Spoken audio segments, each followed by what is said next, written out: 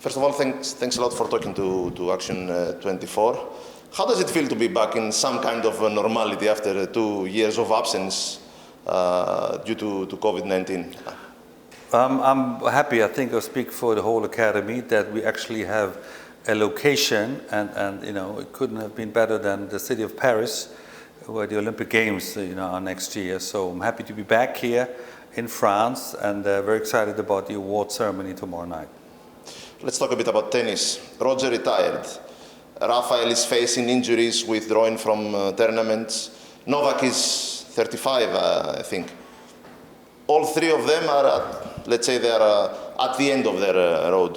What's the legacy these three guys are leaving behind? Yeah, well, you're talking about the three greatest tennis players of all time, I think, undoubtedly.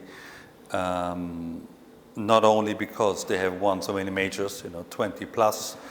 Novak and Rafa have now 22. I think Roger has 20. Roger has retired. Rafa is in a bit of a down spell. Hopefully he gets fit for the French Open. And Novak is now getting younger as well. So we're talking about an unbelievable era for tennis.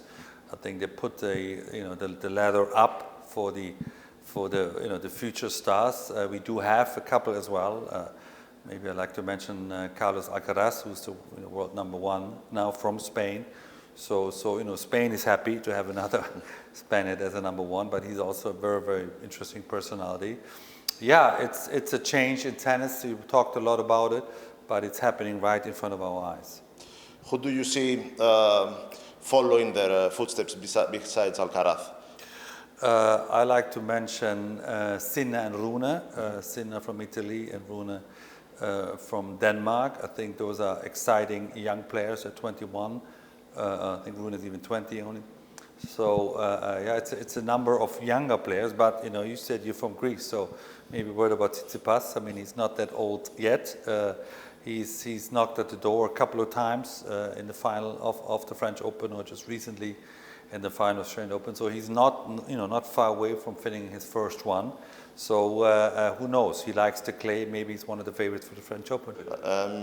Mentioning Tsitsipas, Stefanos, what do you think he's lacking to be at the same level like those three guys? If he manages ever to be, because we are talking about a very high level. Well, he's very close. There isn't much he's lacking. A little bit of luck here. Luck plays part in sport.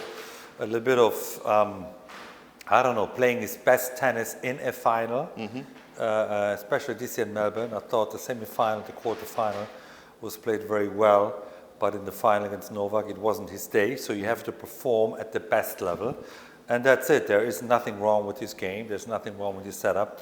It just needs to play his best tennis when it matters most. Have you watched Maria Sacchari by any chance? Yes, I have watched her, yeah. What do you think about her? She's currently number 9, if I'm not making a mistake. Great player, very, very consistent. Physically one of the strongest players in the world. Nice technique, nice overall game. And again, I think the women's game again is very competitive. Obviously, you've got with Iga Swiatek and Aryna Sabalenka, the two leading ladies. But I think she's right behind that.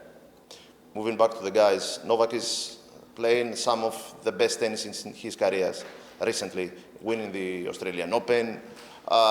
You think he's the biggest favorite as we get closer to the French Open, or does Rafa still has a word in it? Well, I think there's question mark, certainly about Rafael Nadal. He's been injured, he hasn't played. But then he's won a tournament 14 times, so you would never bet against him. Similar to Novak, he's won Melbourne. He had a bit of a break because he couldn't travel to America. But then he played the clay court, not very successfully for his standard. But again, he knows how to win a Grand Slam, and again, I wouldn't bet against him.